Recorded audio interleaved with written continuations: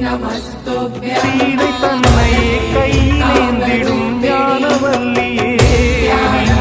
வெள்ளை தாமரை பூவிலே ஆளும் செய்தியே என் வாக்கு